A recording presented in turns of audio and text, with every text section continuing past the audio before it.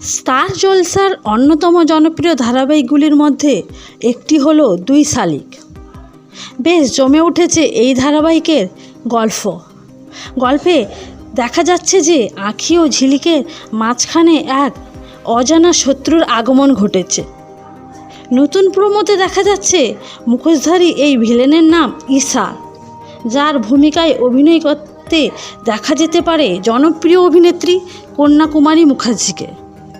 তবে এখনও এই খবরটা শিওর নয়।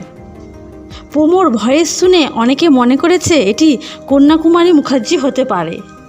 তবে দেখা যাক শেষ পর্যন্ত কি হয় দুই শালিকের।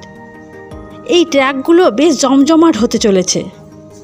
আপনারা কতটা এক্সাইট কে হতে চলেছে এই মুখোশধারী ভিলেন, তা আপনারা কমেন্টে অবশ্যই জানাবেন।